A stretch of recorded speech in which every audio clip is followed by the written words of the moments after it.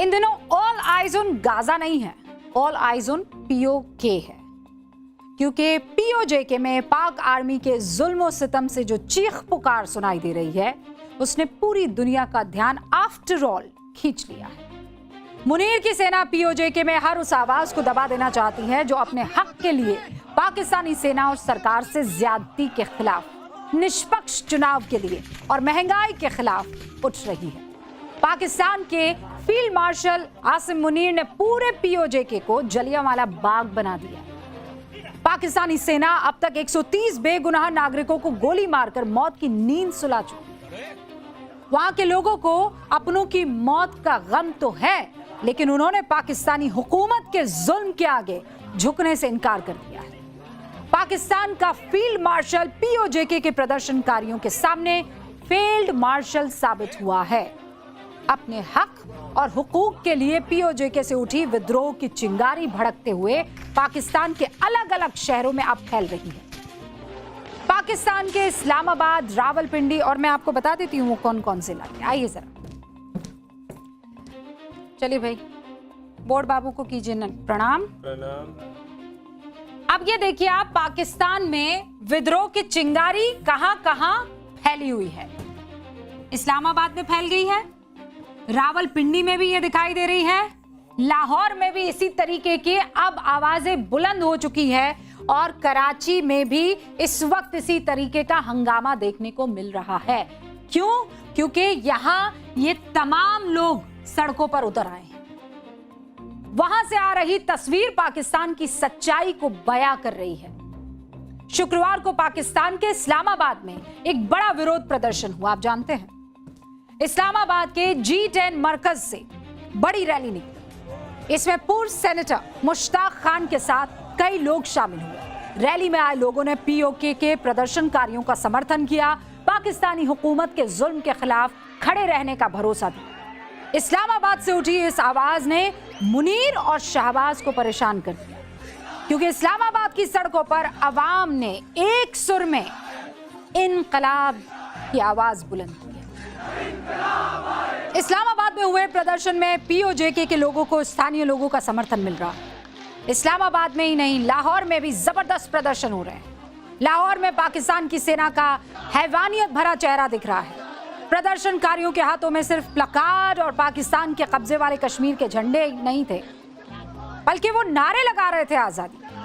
आजादी की आवाज से खौफजदा मुनीर की सेना लोगों को उठाकर जेल में अब डाल रही है। पाकिस्तान के अलग अलग शहरों में, दुनिया भर में अब पाकिस्तानी सेना और सरकार की हैवानियत पर थू थू हो रही है। पीओजेके के हजारों समर्थकों ने सेंट्रल लंदन में स्पीकर्स कॉर्नर से पाकिस्तान हाई कमीशन तक एक बड़ा विरोध प्रदर्शन निकाला। रावलाकोट में खून खराबा बंद करने, पाकिस्तान के कब्जे वाले कश्मीर से सेना को हटाने की मांग की। बांग्लादेश में भी पाकिस्तानी सेना की कायराना करतूत के खिलाफ मशाल जुलूस निकाला गया। ढाका में हजारों की तादाद में लोग सड़कों पर उतर आए, जबरदस्त विरोध प्रदर्शन किया। प्रदर्शनकारियों की आवाज को दबाने के लिए पाकिस्तानी सेना ने और उसकी दमनकारी नीतियों ने पूरी दुनिया को जगा दिया, और इसीलिए तो विरोध हो रहा है। लेकिन हैरानी देखिए आप, और हैरानी की बात समझिए, पाकिस्तान के हुक्मरानों को ना अपने लोगों का खून दिख रहा है, ना सड़कों पर बिखरी लाशें दिख रही है, ना ही इंसाफ की गुहार लगाती आवाजें। उन्हें अगर कुछ दिखाई दे रहा है तो हर विरोध की तस्वीर में भारत भारत। ख्वाजा आसिफ रक्षा मंत्री कह रहे, पीओजेके में सरकार विरोधी प्रदर्शन कर रहे लोगों को हम भारत की तरह पाकिस्तान का दुश्मन मानते हैं। ऐसे लोगों से किसी तरह की कोई बातचीत नहीं हो सकती। ख्वाजा आसिफ, आप भले ही पीओजेके की आवाज ना सुनना चाहे, वहां की आवाम से बात ना करना चाहें, आपको इसमें भारत की साजिश जो दिख रही है, तो मैं साफ बता दूं, दिल बहलाने के लिए ख्वाजा आसिफ ये ख्याल अच्छा है, क्योंकि ये हरकतें आपकी है। बेगानी शादी में अब्दुल्ला दीवाना, हम भारत हैं, हम दीवाने नहीं होते। पीओके हमारा है, हमारा था और हमारा इंशाअल्लाह जल्दी होगा, और ये हकीकत आप भी जानते हैं। आपकी संसद से पाकिस्तान के भविष्य का ऐलान कोई और नहीं, आपके ही सांसद कर रहे हैं। लेकिन यहाँ के नेता ना शुतुरमुर्ग की तरह आने वाले तूफान का सामना करने की बजाय रेत में मुंह छिपाकर बैठे हुए हैं। हमेशा से इनकी यही फितरत रही है। भारत के खिलाफ साजिश वाली अफीम खुद भी लो, आवाम को भी नहीं दो। भारत ने पीओजे पर एक बार फिर साफ कर दिया है, पाकिस्तान के कब्जे वाले जम्मू कश्मीर पीओजे में हुए चुनाव, और ये चुनाव नहीं है, ये सिर्फ बेवकूफ बनाने वाली कोई प्रोसेस थी। पाकिस्तानी सत्ता के खिलाफ जनता की कड़ी नाराजगी का प्रमाण है। फेल्ड। विदेश मंत्रालय के प्रवक्ता रणधीर जायसवाल वो ये कह रहे हैं कि पीओजे में शांतिपूर्ण प्रदर्शन कर रहे लोगों पर पाकिस्तानी लगातार दमन कर रहा है। लोगों ने अंतर्राष्ट्रीय संगठनों से इन घटनाओं की स्वतंत्र जांच की मांग की है। भारत ने भी अंतर्राष्ट्रीय समुदाय से पाकिस्तान की कार्रवाई की जांच करने और उसे जवाबदेह ठहराने की अपील कर दी है। और भारत ने सिर्फ यही नहीं किया है, साफ कर दिया है कि जम्मू कश्मीर और लद्दाख भारत का अभिन्न अंग है, हमेशा रहेगा। वो है ना, चोर चोरी से जाए, हेरा फेरी से न जाए। पाकिस्तान इस वक्त यही कर रहा है पीओजे के। पाठशाला के दर्शकों को आज एक तस्वीर और देखनी चाहिए जो पाकिस्तान को बेनकाब करती है। पाकिस्तान के टीवी पर बैठकर वहां के पीएम शहबाज शरीफ के सलाहकार राणा सनाउल्लाह कबूल कर रहे हैं कि हमने सीमा पार लड़ने के लिए जिन मुजाहिदीनों को तैयार किया था, आज वो हमारे खिलाफ लड़ रहे हैं। तो राणा सनाउल्लाह अब कबूल कर रहे हैं। हम तो हमेशा से कहते थे आस्तीन में सांप पाल रहे हो, खुद ही डसेगा आपको। अब क्या हुआ? भारत और पाकिस्तान दोनों देशों के समाज में कहावतें एक ही जैसी होती है ना। दूसरों को गिराने के लिए जो गड्ढा खुद खोद रहे हो, एक दिन उसी में गिरोगे। अब दिख रहा है ना। और अभी तो ये गड्ढा कब्र बनेगा। इस बात को याद रखे पाकिस्तान, क्योंकि अभी पूरी दुनिया को समझ में आ रहा है कि जो दिखाया जाता है वो अलग है, जो सिखाया जाता है वो अलग है, और जो सत्य है वो अलग है। अब आपको मैं लेकर चलती हूं हमारे इलाके से थोड़ा दूर। पाठशाला में अब मोरक्को की वो भीड़ जो बिन बुलाए जबरदस्ती स्पेन में घुस गई, और स्पेन की पुलिस, आर्मी और फोर्स कुछ कर ही नहीं पाए। यकीन मानेंगे आप? जरा सोचिए, आपके घर में कुछ लोग आपकी इजाजत के बगैर बिन बुलाए घुस जाए, जबरदस्ती आपके ड्राइंग रूम के सोफे पर धमक कर बैठ जाए, बेडरूम में पैर पसार कर लेट जाएं, आप क्या करेंगे? हैरान हो जाएंगे ना, गुस्सा भी आएगा। और इसके बाद आप पूछेंगे, हेलो, हाँ भाई साहब, आप कौन? ये बिना पूछे मेरे घर में कैसे घुसा है? ये क्या समझ रखा है तुमने, धर्मशाला है, कोई सराय है? लेकिन सच में ऐसा ही कुछ स्पेन के एक शहर सियोटा में हुआ है। क्या है शहर का नाम? सियोटा, जहां एक मुस्लिम देश मोरक्को से आई हजारों की भीड़ अवैध रूप से स्पेन में घुस गई। और सबसे हैरानी की बात यह है कि ये लोग समंदर के रास्ते तैरकर अपनी जान खतरे में डालकर स्पेन के सियोटा शहर में पहुंचे हैं। तस्वीरें देख लीजिए, किस तरह ये लोग जबरदस्ती स्पेन में घुसने की कोशिश कर रहे हैं। ये इलाका इनका नहीं है, तैर तैर कर आ रहे हैं। ये देखिए कैसे तैर तैर कर, वो देखिए कैसे एकदम ऐसा लग रहा है कि जैसे खूब सारी मछलियां एक साथ पानी में घुसाई। लेकिन ये तो इंसान है मोरक्को के, जिसे जहां रास्ता मिल रहा है, मौका मिल रहा है, बस एंट्री कर दिए जा रहा है। कोई दीवार कूदकर, कोई गेट फांदकर, किसी बात की परवाह नहीं है इनको। इन तस्वीरों को देखकर आपके मन में ये सवाल आ सकता है कि आखिर स्पेन की सरकार इन्हें रोक काहे नहीं रही है? आ रहा है कि नहीं? यहां तैनात फोर्स इन्हें पीछे क्यों नहीं हटा रही है? लेकिन आपको ये सुनकर हैरानी होगी हुक्म, मोरक्को से आई इस भीड़ के पास स्पेन में मिला एक ऐसा वरदान है जो इन्हें बेधड़क मुंह उठाकर स्पेन में एंट्री का मौका दे देता है। इसके बारे में आगे मैं बताऊंगी, लेकिन फिलहाल इनके इस वरदान के चक्कर में सियोटा शहर के लोगों की जिंदगी नर्क बन गई है। इन तस्वीरों को देखकर आपके मन में बहुत से सवाल आ रहे होंगे, लेकिन एक एक करके उन सवालों का जवाब दें। सवाल ये होगा कि आखिर स्पेन की सरकार इतनी लाचार क्यों है? इतने हजारों लोग घुसे चले आ रहे हैं, भैया कोई रोकने वाला नहीं है। घरों में घुसे चले जा रही है भीड़, कोई रोकने वाला नहीं है। आज स्पेन चाहे तो भारत से सबक सीख सकता है। हम चुन चुनकर अवैध बांग्लादेशी घुसपैठियों को बाहर निकाल रहे हैं। हालांकि यहाँ भी बड़े ऐसे ये परजीवी टाइप हैं जो आ जाते हैं और कहते हैं कि नहीं, इनको कैसे बाहर निकाला जा रहा है। इन सब के बारे में आगे बात करेंगे, लेकिन आपको नक्शे की मदद से इस पूरे इलाके को समझा देती हूँ ताकि आपके लिए आसान हो जाएगा। ठीक है, चलिए बोर्ड बाबू का रुख करते हैं। अब इसको आप ऐसे समझिए, ये 3 मैंने आपके सामने जो है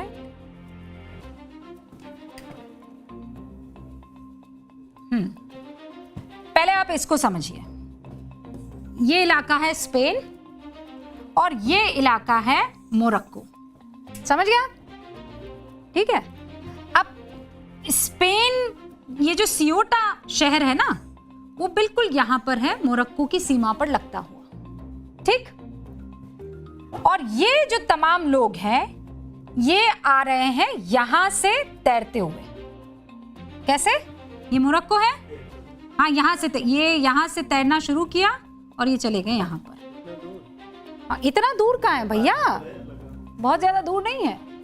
सियोटा भले ही भौगोलिक तौर पर यहां पर मौजूद है, अफ्रीका में। ये जो बहुत दूर आप कह रहे हो ना, ये कितना है? ये लगभग 300 से 500 मीटर, ज्यादा नहीं है। इतना तो तैर ही लोगे। हाँ, मतलब स्पेन और जो यूरोपीय संघ है उसका हिस्सा है क्या ये सियोटा। यानी अगर कोई प्रवासी सियोटा में घुस जाता है तो वो यूरोप की सीमा तक पहुंच जाता है आराम से। यही वजह है कि हजारों लोग हर साल यहां से यूरोप में दाखिल हो जाते हैं। तो पहले तो आते हैं यहां से यहां पहुंच गए, फिर आप जब यहां पहुंच जाओगे तो आप फिर यूरोप में पहुंच ही जाओगे। इस बार हालात लेकिन ज्यादा बिगड़ गए। अच्छा, अब आप कह सकते हैं ये यहां पर क्यों नहीं आ रहे हैं, है ना? इस इलाके से तैरकर क्यों नहीं आ रहे हैं? इस इलाके से इसलिए नहीं आ रहे हैं क्योंकि यहाँ बहुत पानी ठंडा होता है। अटलांटिक ओशन के आसपास आ जाता है मामला, तो यहाँ बहुत ठंडा हो जाता है। यहाँ पे बड़ा मामला क्लियर है, आप जैसे चाहे तैर कर वैसे आ जाइए, बोट से आ जाइए और कोई रोकेगा नहीं। क्यों नहीं रोक रहा है? सस्पेंस अभी बने रहने दीजिए, मैं बताऊंगी आपको। 48 घंटे के अंदर मोरक्को के करीब 60,000 लोग तैरकर पैदल चलकर सियोटा में घुस गए हैं। 34 शरणार्थियों की मौत। पिछले साल 2025 में यह आंकड़ा 35 से 50 लोगों की मौत का था। इस हफ्ते की शुरुआत में करीब 1500 लोग सियोटा में घुस गए थे। जैसे ही खबर मोरक्को में फैली, वैसे ही लोगों की भीड़ स्पेन के लिए रवाना हो गई। ऐसा पहली बार नहीं हुआ है जब स्पेन के सामने यह संकट आया हो। 2021 मई का महीना था। सिर्फ 2 दिन के अंदर जानते हैं कितने? 8,000 से ज्यादा मोरक्कन्स सियोटा में घुस गए थे। और इस बार मोरक्को से आने वाले ज्यादातर लोगों ने सियोटा में तैनात स्पेन फोर्स को चकमा देने के लिए तड़के सुबह का वक्त चुना, क्योंकि तब सैनिकों की चौकसी कम होती है। गुरुवार सुबह 3,000 प्रवासी एक साथ सियोटा में घुसने की कोशिश करते हैं और इस दौरान फोर्स पहुंच जाती है, भगदड़ मच जाती है, लोग एक दूसरे के ऊपर गिर पड़ते हैं, दबने, दम घुटने की वजह से मरते भी हैं। 100 से ज्यादा स्पेन फोर्स के जवान भी घायल होते हैं। सोचिए, किसी शहर में अचानक 60,000 लोगों की भीड़ घुस जाए, भूखी प्यासी, और उनके पास खाने पीने की चीजें खरीदने के लिए पैसे भी ना हो, तो उस शहर का क्या हाल होगा बताइए ना। अराजकता नहीं, और स्विमिंग के बाद तो आप जानते ही क्या हालत होती है। जिसको जहां मौका मिला हुक्म वहीं लूटपाट शुरू।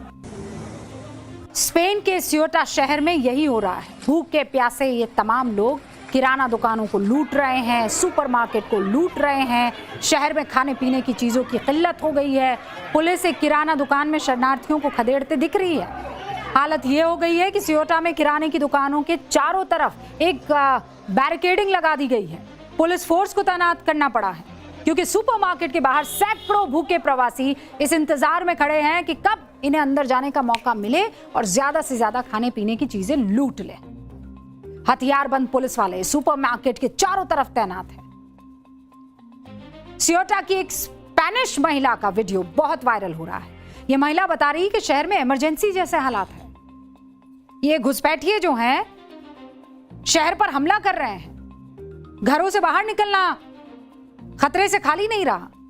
उसने खुद को घर में बंद कर लिया है और ये महिला कह रही है कि अब शहर में घुसे शरणार्थियों की भीड़ इसके घर में भी घुसने की कोशिश कर रही है। स्पेन की सरकार के लिए उनके लिए अब उन तक मदद पहुंचाने के लिए बहुत बढ़िया जरिया दिख नहीं रहा है। कोशिश तो हो रही है और इस सिचुएशन को देखकर सियोटा के प्रशासन ने स्पेन की राजधानी मैड्रिड से कांटेक्ट किया है और सरकार से कहा है भैया इमरजेंसी सिचुएशन है, जल्दी आ जाओ। स्पेन सरकार ने जो जवाब दिया है अगर आप सुनेंगे ना हैरान हो जाएंगे। स्पेन की सरकार पता है क्या कह रही है? नहीं नहीं नहीं नहीं, कहां इमरजेंसी, इतनी कोई बड़ी बात थोड़ी है, इसे इमरजेंसी सिचुएशन नहीं कह सकते आप। स्पेन के गृह मंत्रालय का कहना है कि देश के कानून के मुताबिक बड़ी संख्या में प्रवासियों का प्रवेश राष्ट्रीय सुरक्षा पर सीधा खतरा नहीं माना जाता है। इसी कानूनी आधार पर ऐसी स्थिति में राष्ट्रीय आपातकाल घोषित नहीं किया जा सकता है। सोचिए आप, ये तो ऐसे बिहेव कर रहे हैं जैसे एवरीथिंग इज फाइन, ये तो छोटी मोटी चीज है। और वहां स्पेन में आप देखिए मोरक्को के घुसपैठियों पर नरम मुलायम ये सरकार जो बनी हुई है। सियोटा में हालात खराब है। अपने देश के टैक्स पेयर की कमाई पर मोरक्को के लोगों को आप कैसे देख रहे हैं? ऐश मस्ती कर रहे हैं।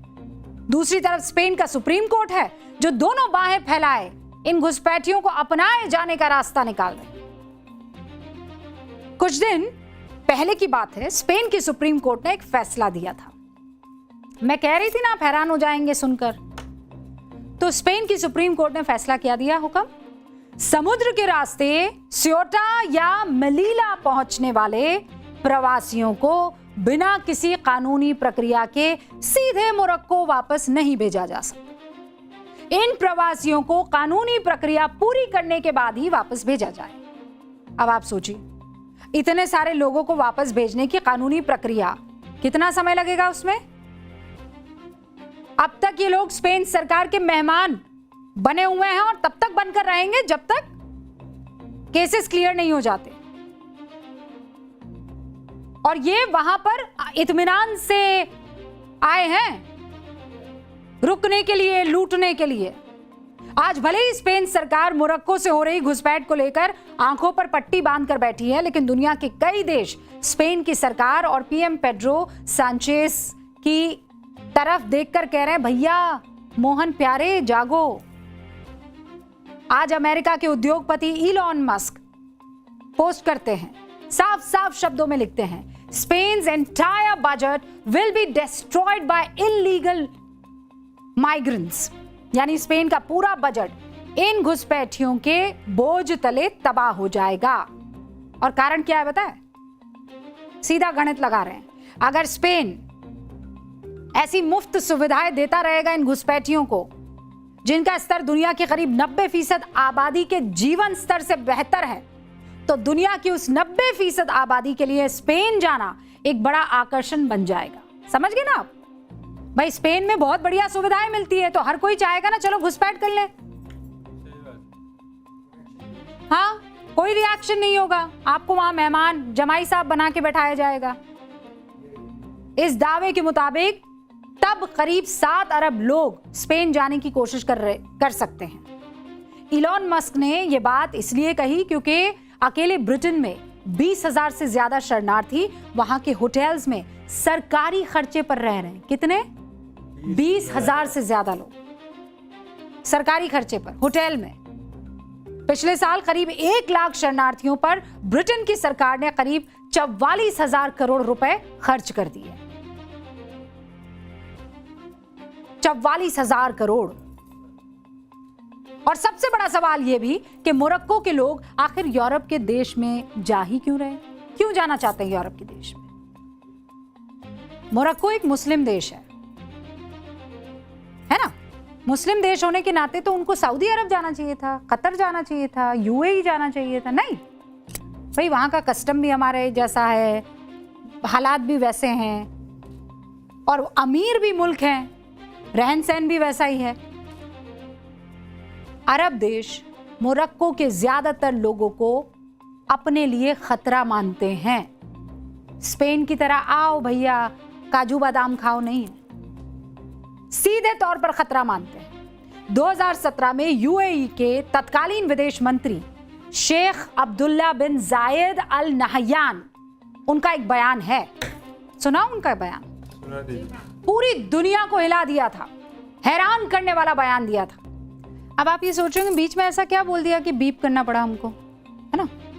उन्होंने जो शब्द का इस्तेमाल किया था वो एक्सट्रीमिज्म की तरफ था। और मोरक्को के जो ये लोग हैं उनको आप इन्हीं शब्दों में नहीं लपेट सकते, ये घुसपैठिए हैं। पर एक्सट्रीमिस्ट है कि नहीं ये हम नहीं जानते, ये तो वहां की कोर्ट डिसाइड करेगी। लेकिन उसका भाव समझिए आप, उस बयान का भाव समझिए। अल नहयान जो बात कह रहे हैं कि यूरोप ना जानता और समझता नहीं है, वो अपने आप को बड़ा उदारवादी समझ रहा है ना, वो इस बात को समझता ही नहीं है। हम जानते हैं खतरा क्या है और इसीलिए मैं आपको बता दूं कि यूरोप में और इस तरीके से घुसपैठिए पहुंचने वाले हैं। ये बहुत पहले उन्होंने आगाह कर दिया था। अब सेगमेंट सोचा है कभी, एक मंदिर ऐसा भी है जहां भगवान शिव के अंगूठे की पूजा होती है। अचलेश्वर महादेव मंदिर जो राजस्थान के माउंट आबू में है, हमारा घर है नजदीक है बहुत। ये मंदिर अचलगढ़ किले के पास है और मान्यता है कि इस मंदिर में भगवान शिव के दाहिने पैर के अंगूठे की पूजा की जाती है।